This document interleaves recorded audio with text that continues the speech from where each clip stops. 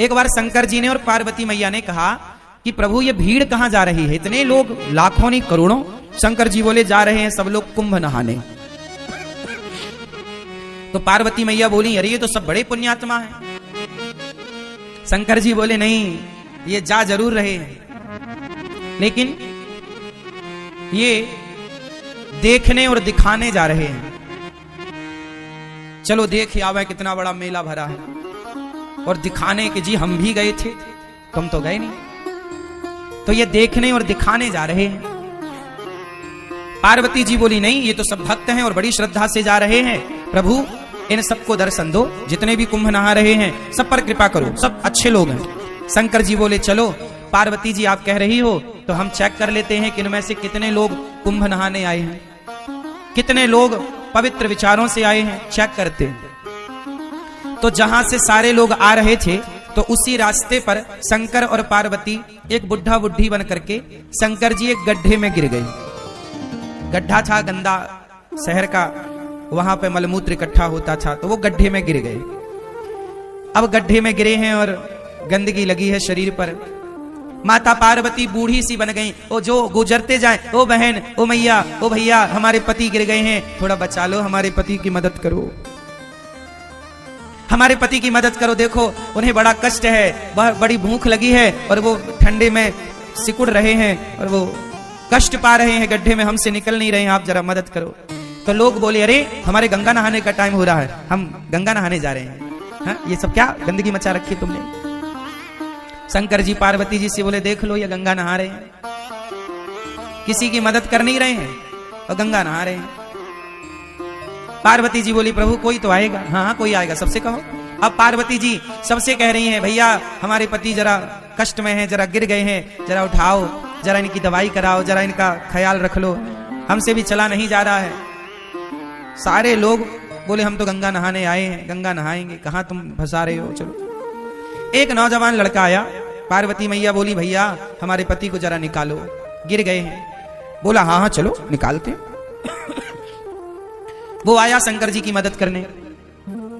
शंकर जी की जब मदद करने आया तो शंकर जी बोले भैया यदि तुम हमें निकालने के लिए इस गड्ढे में आओगे तो हम तो निकल जाएंगे, पर तुम फंस जाओगे।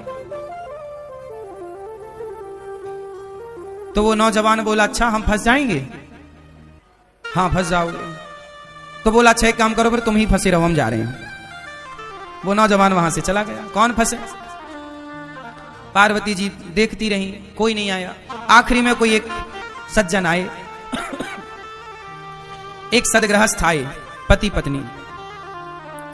जब पति पत्नी आए तो उनसे कहा पार्वती मैया ने कि मेरे पति फंसे पड़े हैं दलदल में, जरा बचाओ। वो गृहस्थ पति बोला, पुरुष बोला कि जी अभी मैं बचाता हूं। शंकर जी बोले कि यदि तुम यहां हमें बचाने आओगे तुम फंस जाओगे। तब उस आदमी ने कहा कि महाराज मैं भले फंस जाऊं, मुझे भले कष्ट हो, पर आपको कष्ट ना हो। मैं फंसूं तो फंसूं, आप ना फंसे, मैं कष्ट उठाऊं तो उठाऊं, आप ना उठाएं। ये कहकर के वो आदमी उस गड्ढे में कूदा, शंकर जी को कंधे पर बिठाया, जोर लगाया, उठाया, बाहर किया। और जब बाहर किया तो शंकर जी ने भी उसे बाहर किया। और जब बाहर किया तो भगवान शिव ने पार्वती जी से कहा देखो इस पूरे कुंभ में केवल ये आदमी कुंभ नहाने आया है, ये परिवार कुंभ नहाने आया। हम लोग किसी की मदद नहीं कर रहे हैं, किसी की हेल्प नहीं कर रहे हैं। किसी की मदद करना यही तो सबसे बड़ा स्नान है। ना जाने किस रूप में नारायण मिल जाएं। कोई आपसे कहे कि भैया हमारी थोड़ी मदद कर दो, तो वो भगवान के रूप में ही तो आपसे मदद मांग रहे थे, आपकी परीक्षा लेने के लिए। इसलिए ये बात केवल मैं कुंभ के लिए नहीं बोल रहा हूं। कहीं भी जाओ, घर पे भी रहो, गांव में भी रहो, गली में भी रहो, अपने शहर में भी रहो, तो सबकी मदद करो। शंकर जी बोले कि तुम फंस जाओगे इस गड्ढे में। बोले फंस जाऊं कोई बात नहीं। जो स्वयं दुखी होकर औरों का दुख दूर करता है वही सबसे बड़ा भक्त है। शंकर जी ने कहा तुम थोड़ी दुखी होगे। शंकर जी ने उसे दर्शन दिया। और दर्शन क्या दिया? शंकर पार्वती उसे अपने साथ ले गए, चलो वहीं आनंद से रहना।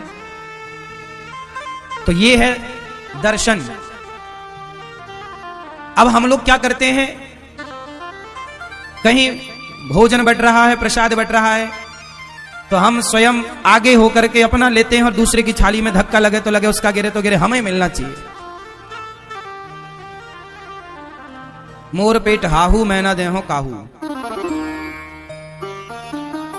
आदमी ये नहीं चाह रहा है कि पहले तुम ले लो, नहीं नहीं, पहले हम। और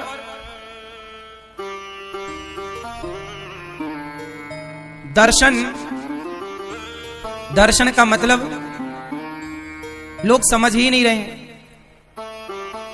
धाम में आओ ना, प्रयाग जी में आओ, वृंदावन आओ, यमुना जी आओ, अयोध्या जी जाओ, जहां भी जाओ वहां क्या करना चाहिए? अच्छा ये बताओ, गंगा जी में जब आप डुबकी लगाए तो किस तरफ मुंह करके डुबकी लगाए? स्नान कैसे करना चाहिए?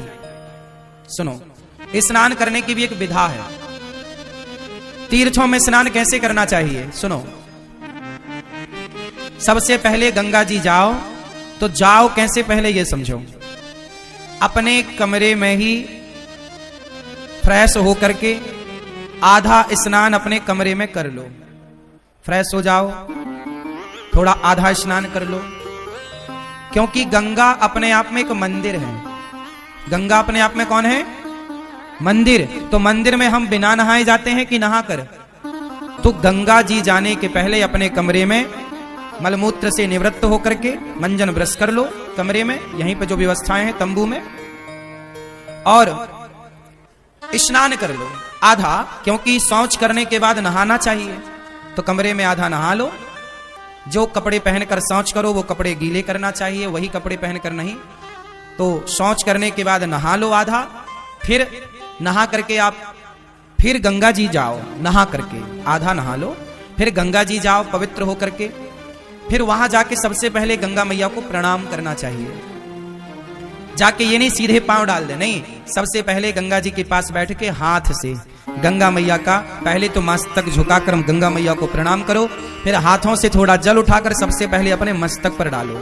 कहां डालो? अपने मस्तक पर जल डालो। हे गंगा मैया हमारे माथे पर विराजिए। हे गंगा मैया आपकी कृपा से सदा सब लोग सुखी रहें, सब प्रसन्न रहें, और हे गंगा मैया हमारी भक्ति दिनों दिन बढ़े, हम सदा प्रभु का स्मरण करते रहें। एक क्षण के लिए मैं भगवान को कभी भूलूं नहीं। हे गंगा मैया मैं भगवान को कभी भूलूं नहीं। हे नाथ मैं आपको कभी भूलूं नहीं।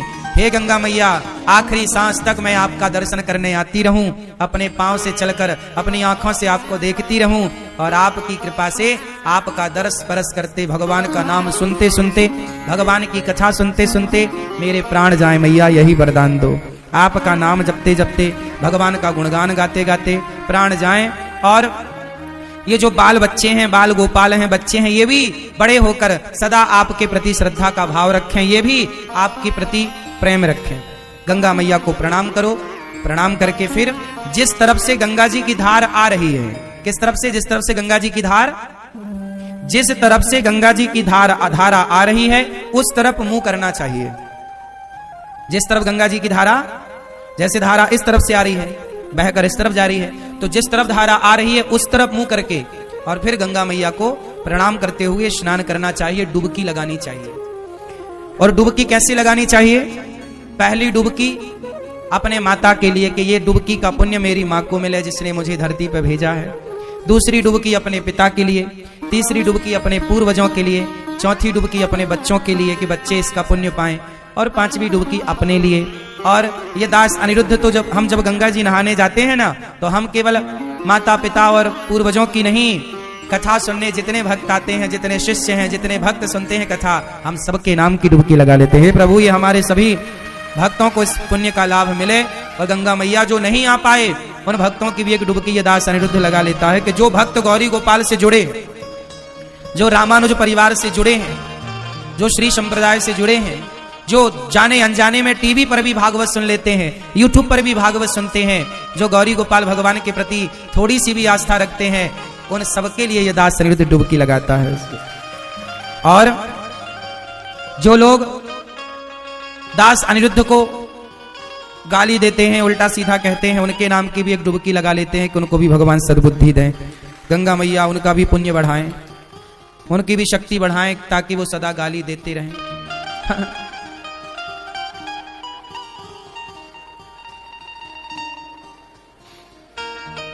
क्योंकि बैलेंस बना के चलना चाहिए ना।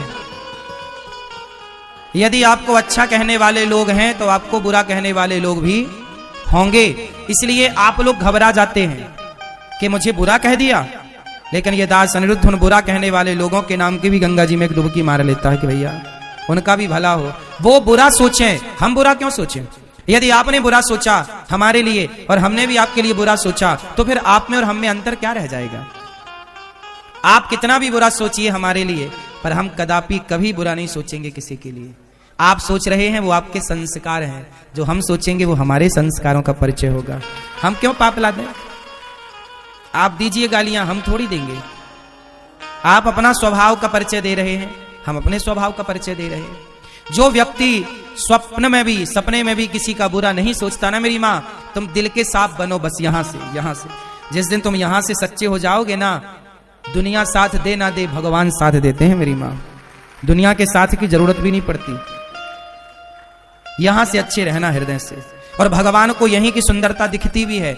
निर्मल मन जन सो मोहि पावा, मोहि कपट चल छिद्र न भावा। भगवान कहाँ की सुंदरता देखते हैं?